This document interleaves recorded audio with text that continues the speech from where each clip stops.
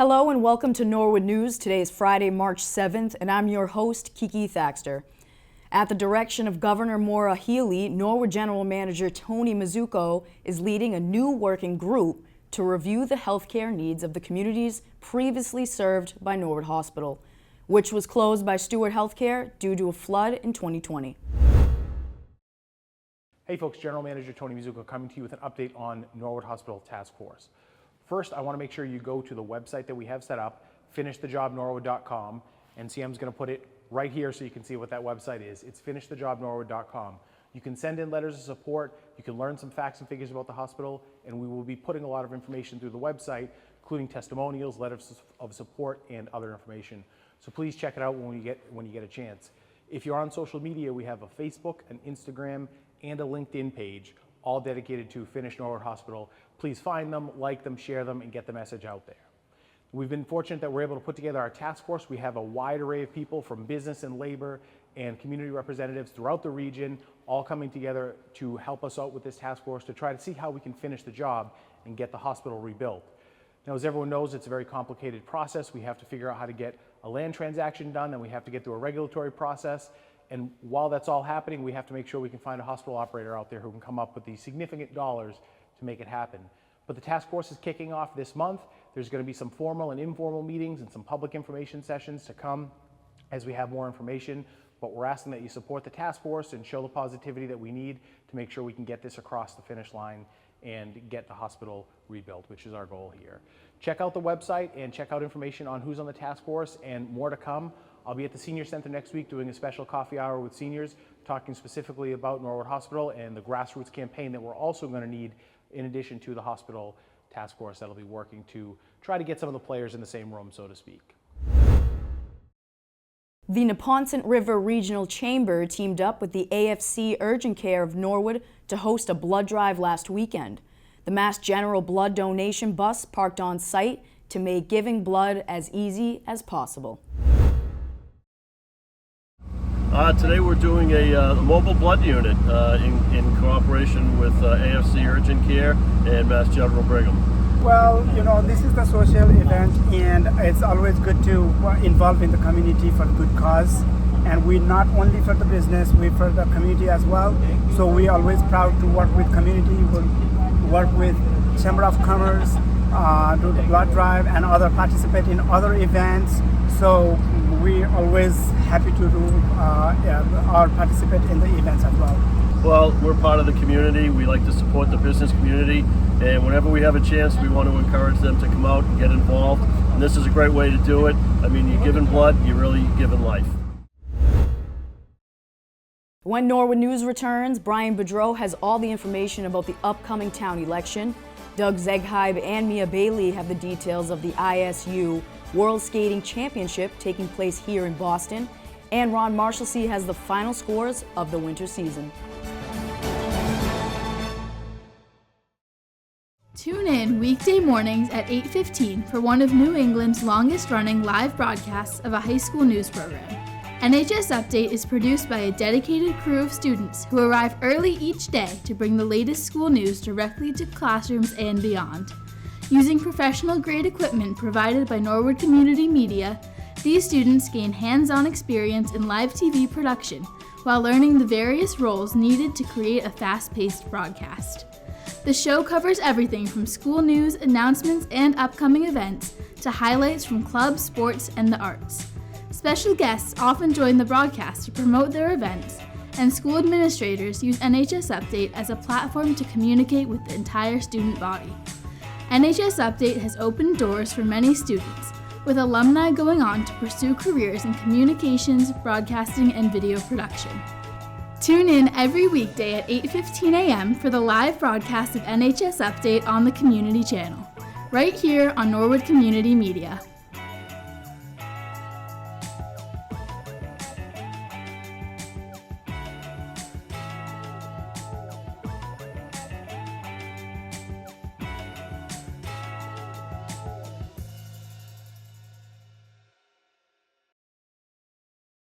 The 2025 ISU World Skating Championship is coming back to Boston.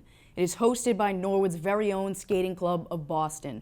Jack McCarthy gets all the details from Doug Zegheib and Mia Bailey. You know, you brought up the Worlds. Of course. What does that mean to have the Worlds here in Boston? It's huge. Second to the Olympics, this is the largest figure skating competition in the Worlds. And some would say the Olympic season is the most important. Others within the sport would say the season prior to the Olympics is one of the most important. The competitors that we'll see in late March at the Garden are going to be vying for spots for their countries at the Olympic Games. So that's why people say it's a little bit more important. But coming back, the last time it was hosted in the U.S. was in 2016, right here in Boston. So is that unusual to have it in the same city? I have to say it's a big deal. No one thought the club could bring it back to the U.S. into Boston. After a 9-year cycle, it's a pretty competitive event for host cities. And I think it really was the turnout in 2016. It was, I'm proud to say of our team, it was a really well-organized event. And the ISU, the International Skating Union, and U.S. Figure Skating was like, we're bringing it back. Boston is a great, great market and audience for figure skating. I would imagine, as you said, this is sort of, if you don't do well here, you're not in the Olympics next year, right? Most likely. Most likely. And I mean, I can let Doug speak to the business of just how big it really is, but I think it's also big for Norwood. We've got a hometown team in the pairs event, Alisa Efimova and Misha Mitrofanov, who just won the national title in Wichita. So above being so proud to host this event, we're deeply excited about our entry too. So I'm really proud of them too. Yeah, does that make them like a favorite? They're looking pretty good. They're a newer team. Yeah. So it's hard to break through. But this, again, is a critical year for them. And with that national title, for them to hang their hats on, they're in for big stuff. That's great. They placed well at this event. It really does set them up stronger to make the U.S. Olympic team next year. Mm-hmm. So let's talk about the event. How many days, nights is it? So it's the 25th through the 30th. That's a Wednesday through a Sunday. The competition is Wednesday through Saturday, and then Sunday there's a show that we actually produce and create. That's an exhibition of all the champions and medalists from the week. Okay. And then there's 4 disciplines. It's pairs, women's, men's, and dance. Okay. And pairs opens it on Wednesday night, the pairs short program, and then their free skate the next day. And each of the disciplines has 2 programs, a short program and a free skate or a long program. Short programs are required technical elements. They're slightly shorter, but I would say they're more nerve-wracking because you miss an element, you're automatically losing major points, and you can be the best skater out there on previous performance, and you can be at the back of the pack. Yeah. The short programs are brutal, but I think for watching, they're the most exciting. And let's say I couldn't get tickets. Is it who's carrying it, or is anybody? NBC Sports, Peacock, anything in the NBC family. But we do still have tickets, especially. Yeah, let's talk about that. How do I get the pairs event, which opens it? And I should say, on Wednesday evening, before the pairs short program, there will be a tribute and a remembrance put together by the International Skating Union for folks we lost in the crash. It looks like Governor Healy will be there, and Mayor Wu, and other dignitaries. And it's going to be a nice remembrance. I'm actually looking forward to that because I think it's going to continue to help bring closure.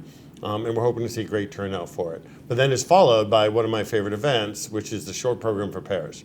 And pairs is exciting because you have the guy and you have the girl, there's lifts, he's chucking her across the ice in these throws, they're doing side-by-side jumps. It's a fun event. Yeah, and it's amazing how athletic you have to be to do that, you know? And you're supposed to make it look easy. Right. Yeah, and graceful. Oh, don't forget that. But that's crazy. So let's, that Wednesday, that's a must-see. I think it's a must-see, Yeah. and then if you like it, you can come back for the free skate on Thursday night. And the great thing about this event is we've priced it so you can get into TD Garden for as little as $30. Oh, wow. So it's really been designed to be open to everybody. And how do I get tickets? Ticketmaster. Okay. Ticketmaster.com. Just like everything else. Yeah. Everything goes through Ticketmaster, right? Right. The Morrill Memorial Library held an informational presentation on anti-Semitism revisited with guests Marty and Rosette Becker and Beth Goldman. NCM asked Marty Becker what people can do to stand up to anti-Semitic hate. First of all, educate yourself about anti-Semitism.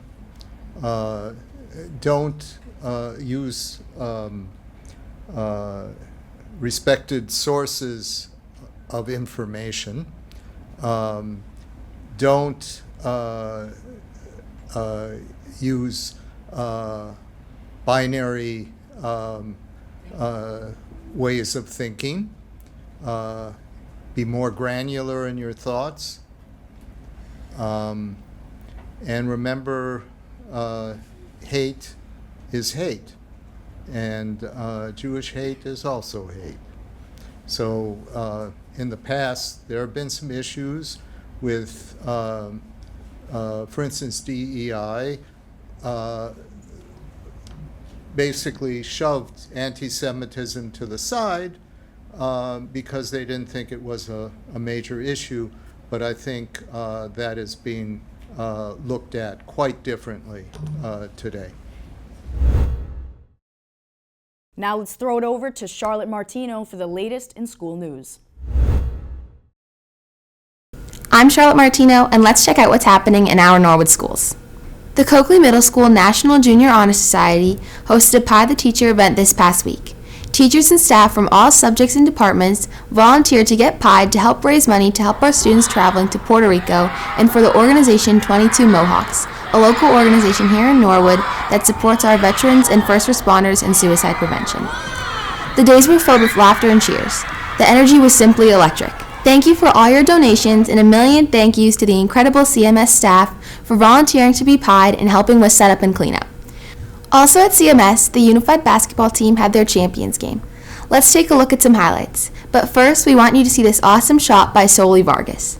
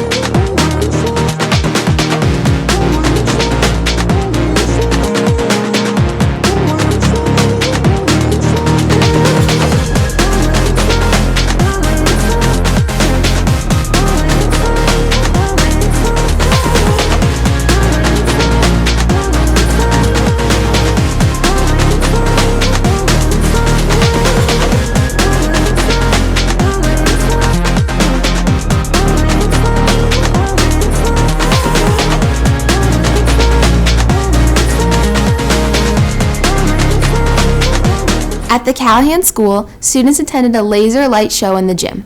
The students were amazed, and special thanks to the PTO for this fun event. At the Cleveland School, author and illustrator Matt Tavares talked to the 5th grade about historical fiction, graphic novels, and his book Hoops in a virtual author visit this week. The Cleveland School also embraced Black History Month through art, literacy, and fashion.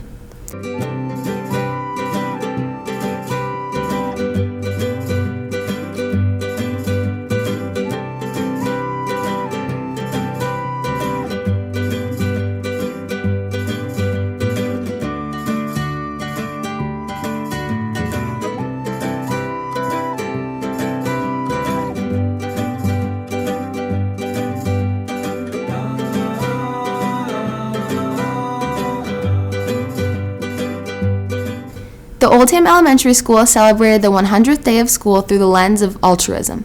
Mrs. Andrews' 3rd grade class created a food drive and challenged each grade level to donate 100 food items in a particular category. In the end, every grade persevered and had at least 100 items. They donated over 500 food items to the food pantry. It was a great way to celebrate 100 days and to practice the character trait skills they have been working on, like kindness and perseverance. In school nutrition news, Cupid struck all the students at the Willett when Norwood School Nutrition served some tasty treats during lunch. Not only was it Friday, Valentine's Day, the beginning of February vacation, but they had the opportunity to try chocolate strawberries. The students were so excited for this Discovery Kitchen event as they enjoyed the strawberries. As Norwood School Nutrition's Moody Alert would say, a little chocolate can help our cognitive health. The Prescott held its monthly Character Strong Assembly this past week to honor the students nominated for Student of the Month for February for perseverance. These students showed that they will not give up on a task even when it is difficult. They showed us that hard work pays off. Congratulations to the nominees for the Students of the Month from Grade 1, Cora, Gabrielle, and Yoshi. Grade 2, Zechariah, Rada, Ari, and Evelyn. Grade 3, Andre, Isabella, and Simon. Grade 4, Jabison, Naima, and Lindsay. And Grade 5, Evelyn and Marcella. Students then learned about the new character trait for March, honesty. They shared examples of what it looks like to be honest, even when it's difficult to do so. Stay tuned next month to see who the new nominees will be. Kindergarten students at the Willett were left amazed by scientist Mike Bent and his wacky science show. The students engaged in hands-on science experiments that not only dazzled but kept them giggling for the entire day. Thank you to the PTO for sponsoring this amazing enrichment event. The Willett also kicked off Week 1 of Read Across America. Kindergarten students will be taking a journey across the country, traveling 1 mile for every book they read. The community kicked off the weeks-long reading celebration with Address as your favorite book character. Food services even joined the fun, serving up Cat in the Hat-inspired fruit kebabs. Stay tuned to see where they go next. The youngest Mustangs at Little Mustangs Preschool Academy agree wholeheartedly with Dr. Seuss as he famously wrote in the story The Cat in the Hat, "Today was good, today was fun, tomorrow is another one." The Little Mustangs Preschool celebrated Dr. Seuss's birthday this week by reading some of his most popular books. These silly rhyming stories served as a springboard for engaging in a variety of hands-on learning activities. Literacy, STEM, and art activities were all woven together into their learning experience this week. They played green eggs and ham rhyming games and followed multi-step directions to create some Dr. Seuss-inspired artwork. They put on their engineering hats to stack red cups to build Cat in the Hat hats. Some children even tasted green eggs. Everyone at Little Mustangs would all agree with Dr. Seuss's famous words from the story The Cat in the Hat.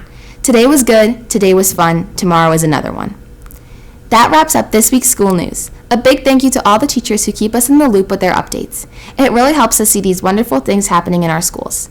Reporting for Norwood School News, I'm Charlotte Martino.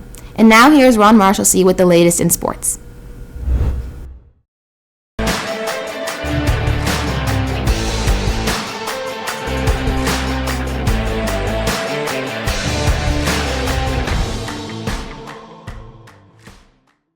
I'm Ron Marshalsea, and this is your sports update. The boys basketball team moved on to the round of 32 after taking down Tewksbury 49-41 after being down 6 at the half. In the round of 16, the Mustangs season unfortunately came to an end inside Doherty High School. This team had an excellent season, finishing 17-6 overall and had a share of the TVL large title. This team has a lot of players coming back, including 2 of their captains, Sam Larkey and Caden Sheehan. Good luck to the 4 seniors, Brian Dearborn, Pat Connell, Alex Ukimchik, and Maddie Banks. The boys hockey team couldn't get past number 1 seeded Bill Ricca in the round of 16 last Saturday. The Mustangs did a solid job bouncing back after a losing streak towards the end of the season, and they also have a few players returning, so keep an eye on them for next year.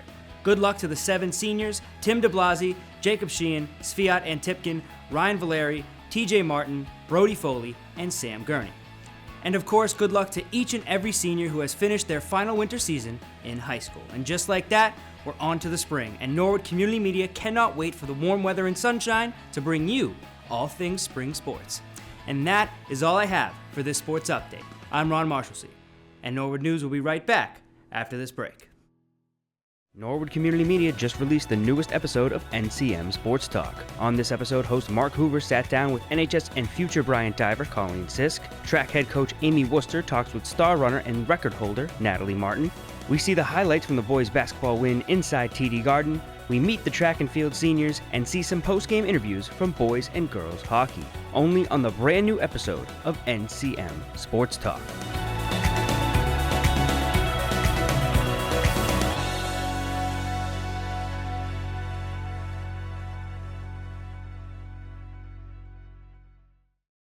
The school committee met this week, and teachers, admin, students, and other members of the community joined for public comment and expressed their concerns for the proposed removal of the Latin program at Norwood High School due to budget constraints and enrollment. After public comment concluded, Paul Riccardi gave a facilities budget update, stating that the budget is up 5.4% from last year. Gas bills from the months of January and February have gone up 50%, which Riccardi says is a concern. Joe Kidd then requested $40,000 for the NHS TV Media Lab and $30,000 for the NHS Computer Science Lab refresh, which the committee voted to approve. Both Paul Riccardi and Joe Kidd stated that because of the recent federal tariffs, prices will increase for supplies coming in for the Coakley Middle School construction, as well as the new desktops for the Computer Science Lab. Later in the meeting, Teresa Stewart gave the budget subcommittee update and expressed that the committee did not want to fall under Tier 2 or Tier 3 of the reductions. Dave Hiltz made a motion to approve the current Tier 1 proposal, and if there is free cash available, it will be prioritized for the Latin program. This was approved 3-2. Following that, Mr. Mannion discussed the 4 warrant articles for Springtown meeting, which the committee voted to approve unanimously. The school committee will meet again on March 19th. The Zoning Board of Appeals held a brief meeting on Tuesday night. A special permit request for 57 Richland Road was approved to construct an addition to the existing building. A hearing for a special permit request at the Gulf gas station located at 707 Ponson Street was continued to the ZBA meeting of May 6th. The continuance was granted to give more time for the applicant to adequately respond to questions and comments raised by the building inspector. The zoning board will meet again on April 1st. The Conservation Commission met Wednesday night at the Senior Center, where they had 3 public hearings, 2 of which were motioned to continue to March 26th. The approved public hearing was the proposed solar photovoltaic facility at the closed Winter Street landfill in the buffer zone. There were a few minor change requests that were approved, followed by a proposal for an extension for 87 Plantation Circle, followed by a Bernie Cooper Park update by Alex Jones. The next Conservation Commission meeting will be on March 26th. Brian Boudreau has some info about what you can expect on this year's town election ballot. The town election is April 7th. Here's a quick look at what you'll see on the ballot. There are only 2 contested races this year. 4 residents are running for selectmen with only 2 seats available.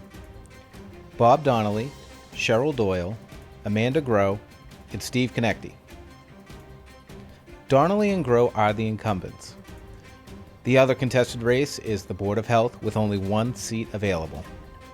Carolyn Riccardi is the incumbent and will be running against Catherine Unger-Peer. And here's a look at the unopposed races.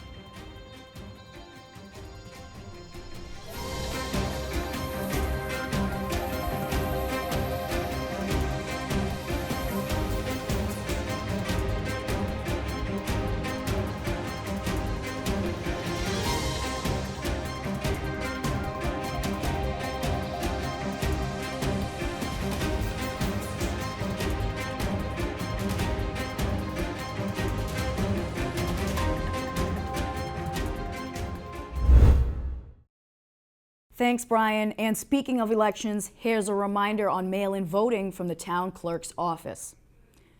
Anyone that wishes to vote by mail must complete an application. There are applications available around town, including the library, senior center, civic center, town hall, and light department.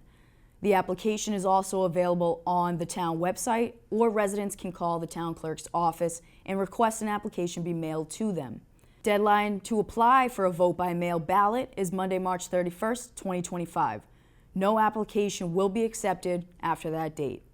All ballots must be returned to Town Hall on or before Monday, April 7th, 2025 by 8 p.m. Ballots can be dropped off in drop boxes at Town Hall, the brown box in front of Town Hall, and the blue box in the back parking lot. Deadline for voter registration is Friday, March 28th, 2025 at 5 p.m. Any questions, call the town clerk's office at 781-762-1240. Looking to feel better, live longer, and learn more about your body? It's not that far of a stretch to live well, as there's a brand new spot to do that right here in Norwood. Let's check out this brand new Living Local segment featuring Stretch Lab.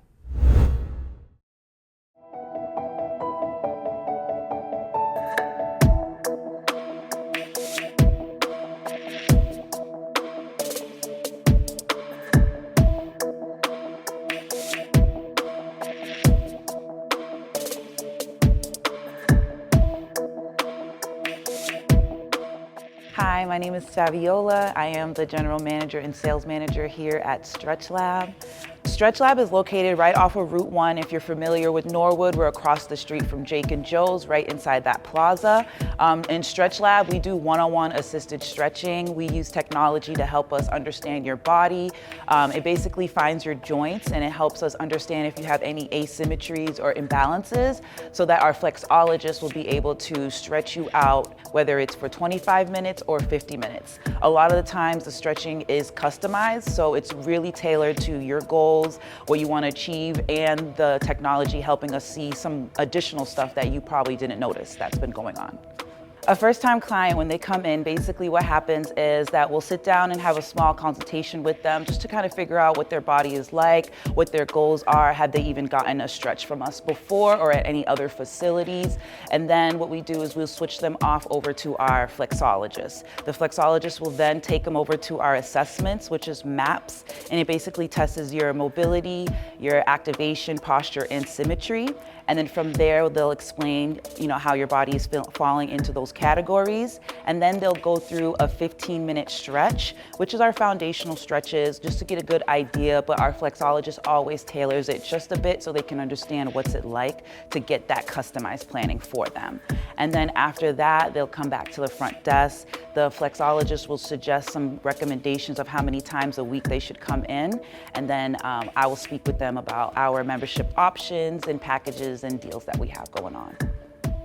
I think the number one thing that makes Stretch Lab stand out from a lot of other places is that we use the technology to really help us customize planning. A lot of the times you can sit down with a person and you can tell them what you want or what you want to achieve, but then they don't have technology that really dives deeper and shows you exactly like the areas that we should be focusing on to help you feel better. Because a lot of people when they come in, they're at a certain point and they want to get to somewhere else. So we really just try to emphasize this is only where you are right now. The more that we work at your goals and being consistent will get you to where you really want to be.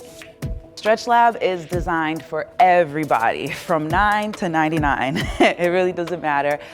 We want to help you feel better, move better, and just be able to live longer with your family, with your friends. So if you have lower back problems, neck issues, hamstrings, muscle pain, joint pain, or if you just want to increase your flexibility, whether you want to learn how to do a back bend or do a split, we will help you. All of our flexologists go through an accredited training to really help them understand the body, and they all graduated with some form of kinesiology, sports medicine, or exercise science. So everybody here is here to help you be the best you that you can be. The Norwood community has been very helpful with Stretch Lab. We've been able to branch out and work with different businesses. One of our business besties is the Norwood Title. We've been able to do a lot of work with them. Still trying to get more out there, but we're here in Norwood. So definitely pull up. We want to help you live longer, so yeah.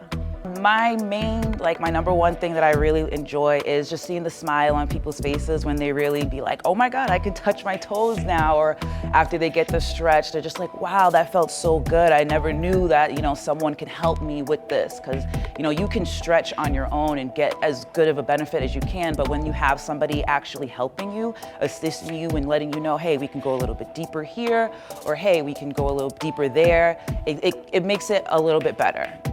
The overall benefits of stretching is phenomenal. You will feel better, you'll wake up feeling stronger, you'll wake up feeling like I can do more. Sometimes when you come to Stretch Lab, you'll leave feeling better. So overall, if you're looking to kind of decrease any tightness or discomfort that you're feeling, we will help you. It's strictly stretching. And we use additional equipment like the Theragun and the massage ball to kind of really help dive deeper into those areas. So if you're really, really looking to kind of really tap into how can you make yourself feel better, pull up the Stretch Lab.